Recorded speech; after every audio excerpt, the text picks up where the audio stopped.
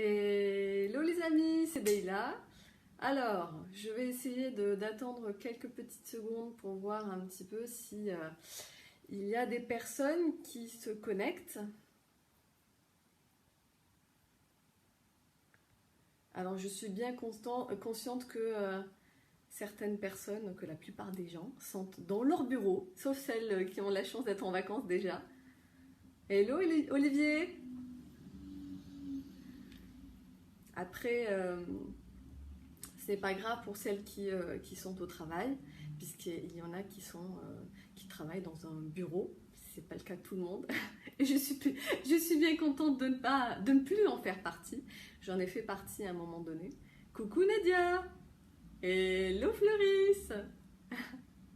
Et je monte bientôt sur Paris, hein. Va falloir qu'on se voit. Bon, je vais attendre encore quelques petites secondes et puis je vais vous expliquer pourquoi aujourd'hui je vous fais ce live. Hello Pierre.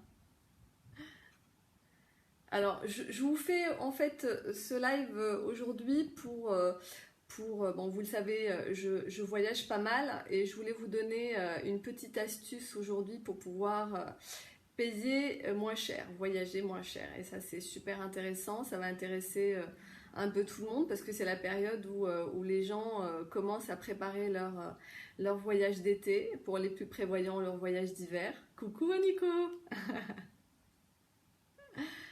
Alors, par contre, je serais curieuse de savoir pour celles qui sont connectées, de quelle ville vous êtes. Alors, je sais qu'il peut y avoir un décalage entre le moment où je vous pose la question et le moment où vous me répondez. Mais c'est vrai que voilà, je fais un petit peu ma curieuse. J'aime bien savoir qui me suit et où vous êtes. Alors, je sais que Floris est sur Paris. Je capte. Pierre, je crois que c'est plutôt dans le sud, vers chez moi, vers Salon-de-Provence ou les alentours. Donc, bon.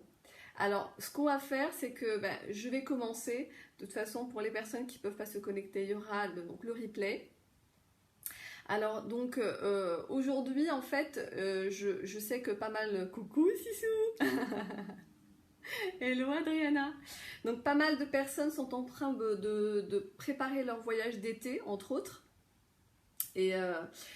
Donc aujourd'hui, donc la plupart des gens, moi la première, je fais mes réservations sur Internet. Et le thème d'aujourd'hui, en fait, c'est comment faire pour contourner en fait des sites comme Booking, Expedia, lastminute.com, enfin tous les sites que vous connaissez, pour payer moins cher en fait vos réservations. Et ça, c'est important de le savoir. J'ai des astuces, je vous en communiquerai de temps en temps, histoire de vous permettre de mieux voyager. Alors aujourd'hui, je ne sais pas pour celles qui sont connectées, est-ce que vous pouvez me dire, coucou Adriana, coucou Amandine, est-ce que par quel biais vous faites vos réservations de voyage? Parce que bon, aujourd'hui, il y a très très peu de gens qui passent quand même par les agences de voyage, hein. Ça fait un bon moment que je ne passe plus par les agences de voyage personnellement. La dernière fois que je suis passée par une agence de voyage, je crois que c'était parce que je partais la veille et que du coup je ne pouvais pas réserver la veille, ça c'est pas possible sur internet. Et du coup j'étais obligée de me déplacer dans une agence de voyage, faire la queue, attendre mon tour, raconter toute ma life, enfin bref. Alors, MR, bien évidemment, Adriana. Écoute, je vois pas ce que c'est MR. Si tu peux me dire ce que c'est, Adriana, écoute, si c'est un nouveau site, je veux bien le découvrir.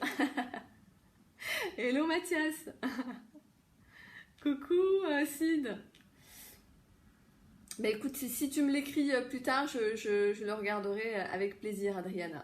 Donc là, on va revenir à notre sujet. Donc aujourd'hui, il faut savoir que la plupart d'entre nous, on passe par des sites comme Booking, sachant que de toute façon, Booking est le leader hein, des sites de réservation. Ça, je pense que c'est un secret pour personne. Ah oui, Adriana, évidemment, évidemment.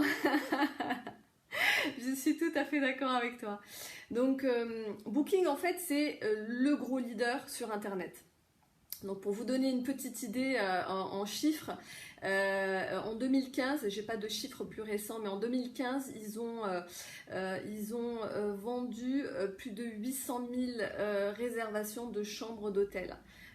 Contre par exemple Expedia qui était à 500 000 et Airbnb était à 5 000. Donc il y a une position assez sympa et c'est surtout qu'ils sont en position de force par rapport aux hôteliers. Hello Billy, hello Eva.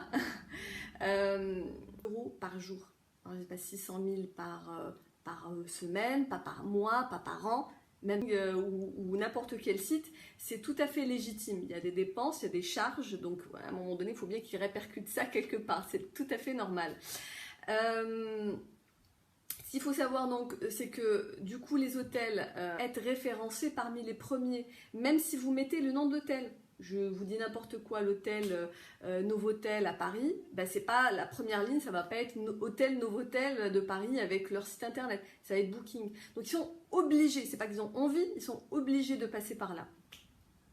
Donc ce qui fait qu'aujourd'hui, Booking, il prend une marge par rapport à ses hôteliers entre minimum 15% et 25%, ce qui est énorme. Alors, pour les personnes à qui ça parle, pour les commerçants, 15 ou 25% de moins dans son chiffre d'affaires, personnellement ça me parle parce que j'ai des commerçantes avant, c'est énorme. C'est énorme. Mais les hôteliers sont obligés de passer par là. C'est ce qu'il faut savoir.